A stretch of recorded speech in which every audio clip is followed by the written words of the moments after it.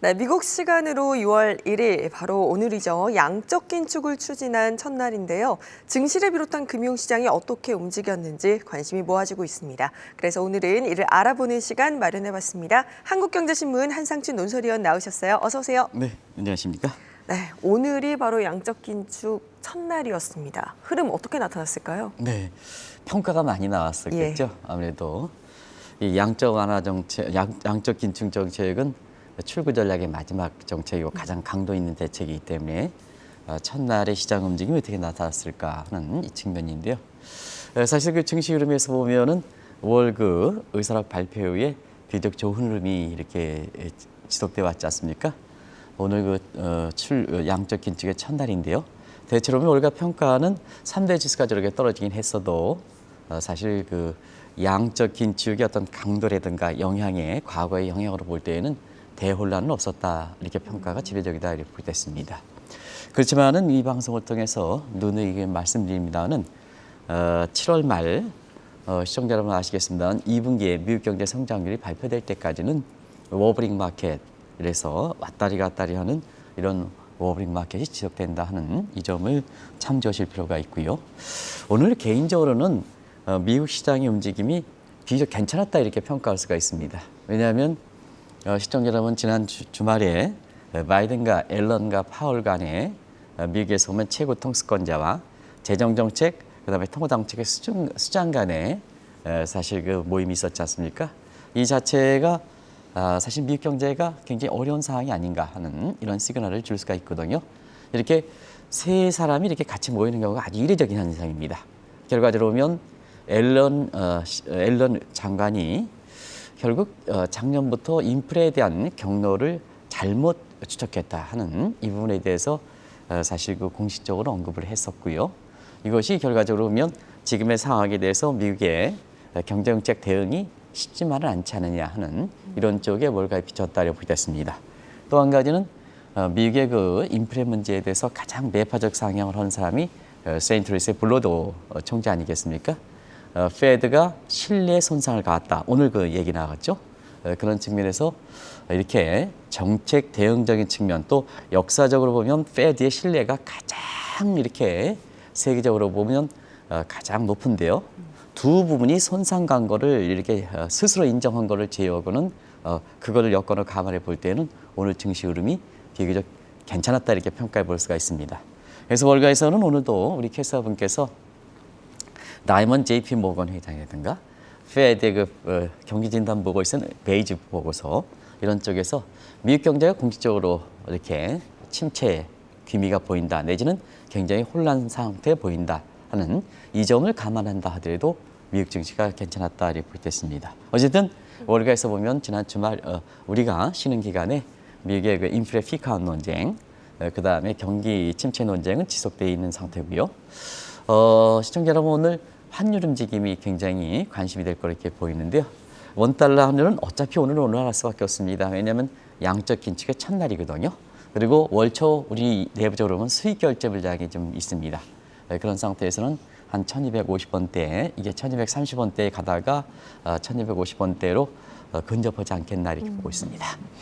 지금 오늘부터 양적 긴축 1단계가 실시가 된 건데 금융위기 이후와 비교했을 때 보면 출구 전략이 굉장히 빠르게 실시가 된 것 같거든요. 어떤가요? 네, 앞으로 이제 영향을 보려면 이 출구 전략의 전체적인 시나리오를 이게 보실 필요가 있거든요. 그런 과정에서 앨런 의장도 인플레 추적 경로라는 이런 표현을 썼습니다는 출구 전략의 추진 경로가 어떻게 될 것이냐 하는 측면을 시청자 여러분과 같이 양적 기축의 첫날이니까 한번 대비시켜 보겠습니다. 사실 그 금리 인상이라는 부분은 미국의 서프라임 리먼 사태 때에는 양적 완화 정책이 종료가 2014년 10월 달에 종료된 이후에 2005년 12월 달에 이렇게 2015년 12월 달에 했으니까 1년이 넘는 단계에서 사실 그 테이퍼링 종료와 함께 금리 인상이 추진했거든요. 그만큼 이제 굉장히 기간을 가졌다 이렇게 보겠습니다. 근데 이 코로나 사태에는 지난 3월 달에 테이퍼링이 종료됐죠. 네. 그리고 종료와 함께 3월 회의에서 0.25%포인트 올렸죠. 그래서 5월 달에 0.5%포인트 올렸는데요. 테이퍼링 종료와 함께 금리 인상을 추진했습니다.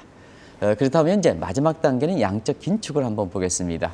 양적 긴축은 리먼 사태, 금융위기 당시에는 2015년 12월 달에 첫 금리 인상 이후에 2017년 2년 후에나 가서 정확히 보면 2년 1개월 만에 추진했습니다. 근데 이번 같은 경우에는 첫 금리 인상 이후에 3월 달에 당했으니까 지금 6월 달이니까 3월 18일이니까 6월 1일부터 시작해 2개월 반 만에 추진했다 이렇게 됐습니다.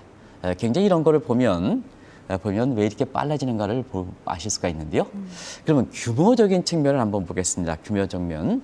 여기 이제 정 PD께서 보여주시겠습니다는 자, 그때 당시에는 규모적인 측면에서는 금융위기 당시 2017년에 추진했을 때는 3개월마다 100억 달러씩 상향 조정했습니다. 그리고 이렇게 위에다 캡을 씌웠습니다. 아무리 어디라도 500억 달러 이상은 올라가지 못한다. 자금 회수하는 문제가 자산운용에서 보면 그만큼 그 10년물을 파는 게 되겠죠. 그래서 이거 기억하시지 못하는 사람들 많을 거로 생각하는데요. 2017년에는 3개월마다 100억 달러씩 상향 조정해서 맥시멈 500억 달러 이상은 가지 못한다 하는 이 측면을 하는데요. 이번에 한번 보겠습니다. 이번에는 올해에서 결정한 것을 보면 6월 달에 475억 달러, 3개월 후에는 9월부터는 950억 달러 이렇게 되죠. 네. 그래서 그때 당시에 비해는 출구 전략의 어떤 추진 기간을 굉장히 짧게 하고 그다음에 규모 정도를 굉장히 강도 있게 한다 하는 쪽으로 시청자분한테 그렇게 금융위기 당시와 비교하면 아주 명확하게 나오지 않겠나 이렇게 생각합니다.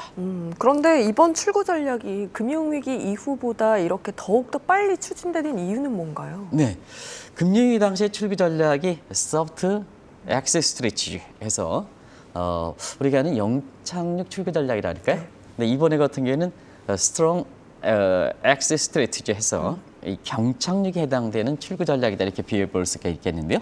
사실상 그렇습니다. 왜 이렇게 사실 이런 그 출구 전략을 가져가냐면 결과적으로 보면 페드의 책임이 컸다 이렇게 이제 보시면 되겠습니다. 페드의 그 책임이 굉장히 컸기 때문에 질문 4번이 되겠습니다. 바로 그 질문이 5번 쪽으로 넘어가는데요. 4번을 보고 5번으로 가야 될 것 같아요. 그런 측면에서 요거 설명을 해드릴게요. 여기 나왔으니까 이렇게 이제 가는 이유는 리먼 사태는 시스템이기다. 우리가 뭐 유동성이기, 시스템이기, 실물 경제이기인데 시스템이기다. 그런데 코로나 사태에서 보면은 이것이 바이러스 문제거든요. 네. 그럼 한번 보겠습니다. 자, 출구 전략의 목적이 아주 자막 좀 정 PD 한번 같이 보시겠습니다. 자, 2013년 이후에 출구 전략은 시스템을 정상화시키는 거죠. 위기를 낳게 한 시스템을 정상화시키니까 굉장히 완만하게 가져갈 수밖에 없습니다. 근데 2021년 이후에 출구 전략 이렇게 보면 이건 바이러스 질병 문제이기 때문에 시스템에서 문제가 없거든요. 그래서 nobody knows 바이러스가 났을 땐 격리시켰다가 붙인다는 얘기입니다. 시스템 문제가 없기 때문에. 그러면 그 격리시켰을 때 경제 피해를 굉장히 많이 했던 부분을 빨리 회수가 되죠. 빨리 회수가 되죠. 그런 목적을 갖고 있다 이렇게 보였습니다. 결과적으로 보면 지금은 시스템을 치유하는 목적이 아니기 때문에 자 2020년 3월 3일 날 임시회를 통해서 왕창 뿌려댔던 것을 시스템이 복원하니까 빨리 걷어줘야죠. 걷어줘야죠. 그런 상태에서 돈 많이 뿌리던 게 이게 시스템이 정상적인 상태로 돌아오는 상태에서 가장 먼저 하는 게 이제 인프레 문제가 부과되는 거죠. 그런 측면에서 인프레 잡는 거다. 지금 상태에서 인프레 잡으면 시스템에 문제가 없기 때문에 경제에서 보면 소위 성장의 탄력도 지금 표현은 그로스 리질런스 탄력성 리질런스라는 표현은 아마 많이 들으셨을 겁니다. 그래서 슬러지 부분을 해야 이렇게 성장에 대한 복원력이 되면서 경제가 정상화되지 않겠느냐 하는 측면에 분명히 목적이 다르기 때문에 그렇다 이렇게 됐습니다. 뭐든지 중병이 걸려서 위기가 되면 이렇게 수술을 했다 하더라도 오랫동안 회복실이 필요하다. 근데 이거는 중병이 걸린 건 아니다. 중병이 걸린 건 아니다. 그런 측면에선 자 경제가 제 모습을 보려면 그동안 이렇게 가려졌던 부분을 좀 빨리 회수해줘야 되느냐 아니냐 이렇게 되죠. 네. 그렇기 때문에 이렇게 앞서 말씀드린 같이 금융위기 당시의 출구 전략과 지금의 출구 전략과는 상당히 규모라든가 속도에서 차이가 있는 거다 하는 걸 말씀드리겠습니다.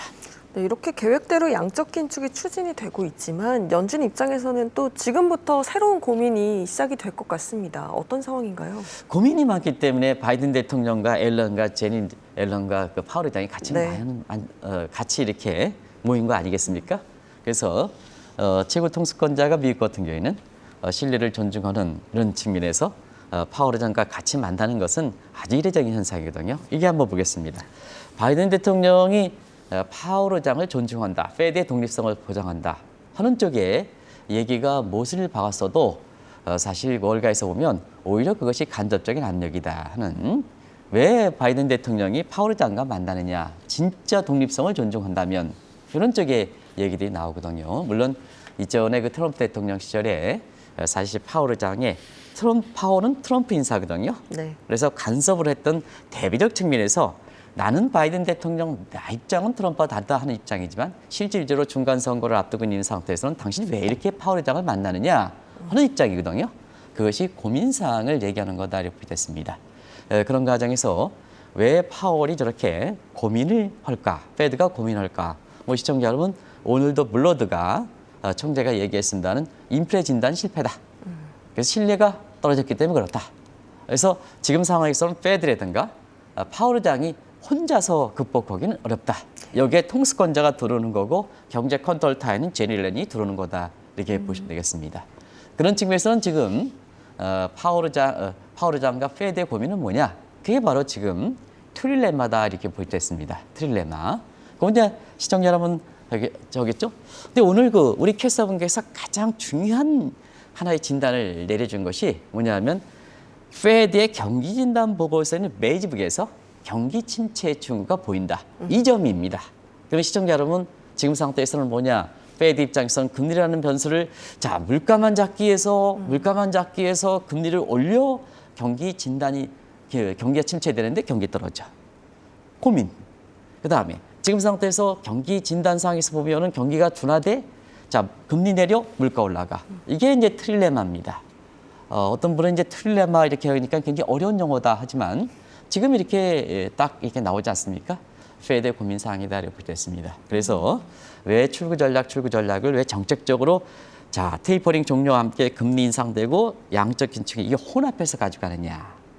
샤워실의 밥이기 때문에 그렇다. 일방적으로 금리를 올리기도 어렵고 또 양적 긴축들도 한꺼번에 많이 가기도 어렵고.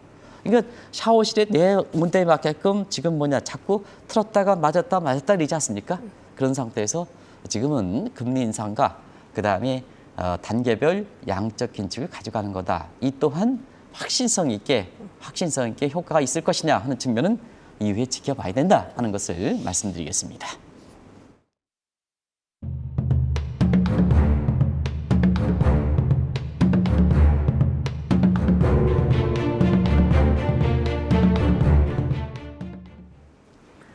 네, 지금 이렇게 양적 긴축 추진 이후에 연준의 통화 정책 잣대가 어떻게 변화할 것인지 점검해 나갈 것이다. 이런 말이 나오는데 이건 또 어떤 의미인가요? 페드의 통화 정책을 할 때는 인플레가 중요한 게 아니고 네.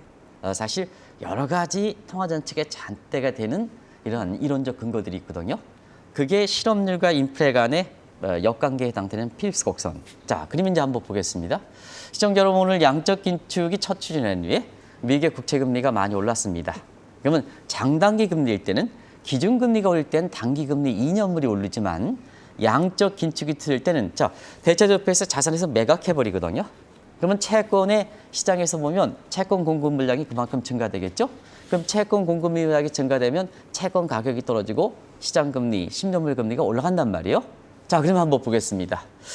그동안 3월 회의에 금리가 올릴 때에는 단고 장저, 역으로 됐죠. 경기 침체 논쟁.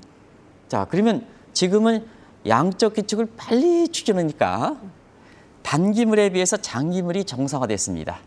지금 한번 보면 그래서 단고 장저가 단저 장고로 아주 빠르게 정상화됐습니다. 그러면 원래 이론적으로 본다면 이것이 실물 경제 회복의 시그널입니다. 그런데 사실상 정부의 실물 경제를 반영하지 않은 중앙은행의 통화 정책 가지고 인위적으로 단저 장고를 만든다면 이게 실물 경제 여건을 반영하지 못하기 때문에 이것이 정상화되더라도 실물 경제 회복되고 있냐 하는 것을 확실히 못 가지게 된다는 얘기거든요. 결국 실물 경제와 금융에 나타나는 현상은 페드의 인위적 정책 미스매치 현상이 나타난다는 겁니다. 또 한 가지 한번 보겠습니다. 또 한 가지 보면, 자, 우리가 또 한 가지 했을 땐 시청자 여러분 아시겠습니다는 우리가 얘기하는 베버리지 곡선을 한번 보겠습니다. 베버리지 곡선과 같이 한번 보겠습니다. 자, 그 전에 이제 요거 관련해서 필립스 각선, 그 다음에 아까 이제 장단기 금리 차를 이렇게 얘기하다 보니까 좀 헷갈린 것 같아요. 그러면 이제 필립스 곡선을 가지고 얘기하겠습니다. 필립스 곡선 실업률과 인플레 가격이거든요.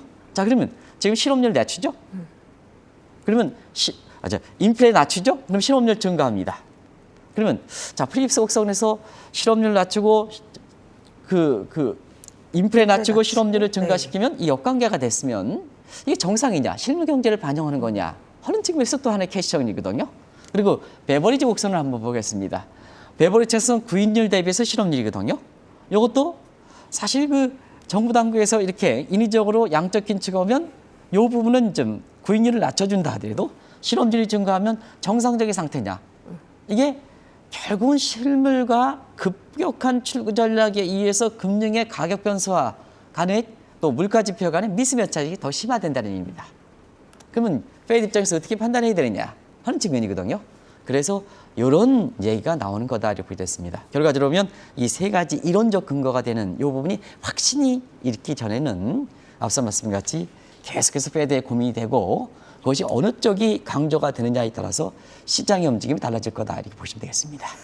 보면 지금 시장 금리에 직접적으로 영향을 미치는 게 양적 긴축인데 올해 초에 열린 전미 경제학회 저희가 앞서서도 여러 번 언급을 했었는데 여기서 논쟁이 됐던 적정 금리와 관련된 이야기가 다시금 나오고 있지 않습니까? 네, 양적 긴축과 함께 인위적으로 실물 경제 대비해서 사실 전부 이렇게 금융 사이드에 나오는 변수가 미스매칭이 되니까 자, 적정 금리는 뭡니까?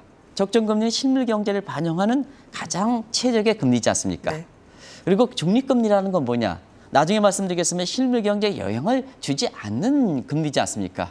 그러다 보니까 자연스럽게 오늘 적정금리라든가 중립금리 얘기가 나오는 거다 이렇게 보게 됐습니다.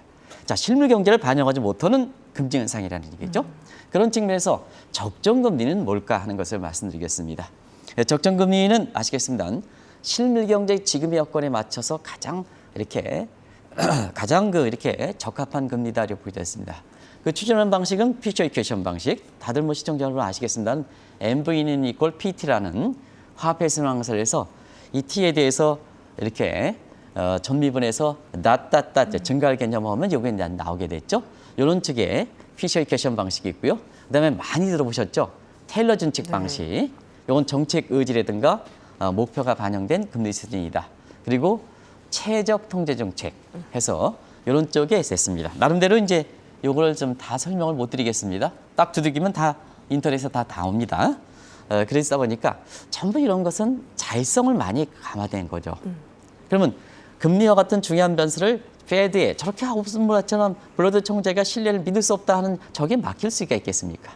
맡기지 말자 하는 측면에서 나왔던 것이 우리가 아는 근대 통화론자들 또 현대 통화론자의 얘기들입니다. 그럼 근대 통화론자들은 뭐냐? 밀턴 프리드만이 자동적으로 모니터리 룰, 오토매틱 모니터리 룰이라는 공식적 용어를 만들었는데요. 예를 들어서 물가 상승률이 저기 나오는 것처럼 인플레 타겟팅보다 높다. 그러면 페드가 개입하지 말라는 얘기입니다. 금리 인상 자동적으로 하라는 얘기입니다. 그리고 이제 현대통화론자를 한번 보겠습니다. 현대통화는 똑같은 개념에서 이자율이 성장률보다 낮으면 금리 올리라는 얘기입니다. 페드가 개입하지 말라는 얘기입니다. 이런 측면이거든요. 이런 쪽의 얘기가 나오는 상태에서 이 적정금리도 쉽게 추정하기 어렵습니다. 네. 그래서 대체로 보면 이 적정금리는 테일러 준칙에 이어서 사후적으로 페드의 통화정책이 금리 정책이 적정했는가 사전적으로 예측하는 변수가 아니라 적정성을 따지는 사후적으로 제대됐는가 하는 사후적 지표에 해당된다 이렇게 되어 있습니다. 마치 이렇게 해석하시는 분이 있어요. 어떤 유튜브에 보니까 적정금리는 미국의 적정금리는 2%인데 지금의 1%요. 그러면 앞으로 더 올립니다. 이런 개념으로 사전적 개념을 생각하는데요. 적정금리에 대한 논란이 많은 것은 이게 사후적으로 페드의 금리 정책이 잘 되느냐, 실물 경영이 잘 되느냐 하는 사후적 평가 지터다. 유튜브에서 이렇게 많은 사람들이 적정 금리를 타겟으로 해서 지금의 금리가 1.25죠? 네. 1.25 오르기 때문에 더 올라간다. 이런 각도는 아니다 하는 걸 말씀드리겠습니다. 그러면 1%입니다. 네. 그러면 이 적정금리와 헷갈리는 게 중립금리인 것 같습니다. 중립금리 의미도 짚어봐야 할 것 같은데요. 네, 제가 한국은행에 네. 이렇게 금요 강좌 시간에 다시 한번 저를 이렇게 초빙해서 강의한다면 네. 이 신임 총재께 중립금리가 뭡니까 하는 것을 물어보고 싶습니다. 굉장히 추상적 금리다 하는 걸 말씀드리겠습니다. 그런 상태에서 중립금리를 이렇게 보면 사실 다른 금리와 좀 비교를 해보겠습니다. 기준금리, 정책금리가 되겠죠. 이거는 시장금리의 인트로 시스템, 금리 체계에 반영하는 그래서 금리를 내려, 시장금리 내려, 대출 증가해, 경기 부양해. 그다음에 기준금리 올려, 자 그러면 시장금리 올라가, 인플레 억제. 이렇게 해서 타겟이 되는 일종의 중앙은행에 가져가는 정책 이렇게 이제 보고요. 적정금리를 앞서 말씀드린 같이 사후적으로 중앙은행의 통화 정책을 평가하는 자태다. 여러분 중립금리는 실물 경제에 영향을 주지 않는 금리다 이렇게 보겠습니다. 이 중립금리를 이렇게 되려면 실물 경제에 영향을 주지 않는 금리는 뭐냐 하면 이게 통화 정책의 관할 대상을 따져줘야 됩니다. 자 버냉키 독트린은 통화 정책의 자산 부분을 감안해 있습니다. 요건 이제 실물 경제와 미스매치 있을 땐 요걸 제거시켜줘야지. 그게 중립금리라는 변수가 나오죠. 과거의 그린스폰 독트린은 실물 경제 여건을 반영하는 거다. 그러면 지금 상태에서 그린스폰 독트린으로 실물 경제에 반영한 금리 수준의 적정금리인데 이게 실물 경제에 영향을 주지 않는 요구로 나오는 겁니다. 그래서 적정금리 근원은 그렇게 이렇게 이어질 필요가 있는데요. 한 발을 말씀드리면 중립금리는 추정하기 어렵습니다. 그래서 추상적 금리다. 근데 대체로 보면 페드에 이렇게 보면 가장 중립금리에 대해서 가장 최근에 가장 좀 비교적 명확하게 나왔던 것이 사실 2.5% 내입니다. 그러면 지금의 그 금리가 상단으로 보면 1%이기 때문에 3월달 0.25%, 5월달 0.5% 올랐으니까 제로금리에서 0에서 0.25니까 1%가 되죠. 상단이. 그러면 1.5%포인트를 추가적으로 올려야 된다. 추가적으로 올려야 된다. 그러면 지금 1%일 때 믹스앱으로 이렇게 갈 때는 한 3차례 정도 나온다. 이렇게 이제 보시면 되겠습니다. 이게 거기서 추정하는 거다. 다만 한 가지 중립금리는 추상적 금리이기 때문에 추정하기 어렵다. 그러다 보니까 더 혼란스럽다는 얘기입니다. 네. 자꾸 피부적으로 와닿는 금리가 아니라 추상적 금리가 아니라 중립금리가 뭔데 중립금 시장에서 자꾸 예측해야 되는데 중립금리가 뭔데 이게 중앙은행 총재께서 얘기하시면 시장은 혼란스럽게 볼 수밖에 없다는 얘기입니다. 이럴 때일수록 불명확할 때 좀 시장에서 왜냐 금통위원들이든가 이런 사람들이 좀 명확하게 입장을 정리해줘. 크레이지 전문가 아니겠습니까? 크레이지? 더 혼란스럽게 오면 안 되지 않습니까? 그래서 블레드 총재도 바이든과 앨런과 그다음에 파월 간의 회의가 끝나고 난 이후에 신뢰성 문제가 얘기지 않습니까? 그런 각도다 이렇게 됐습니다.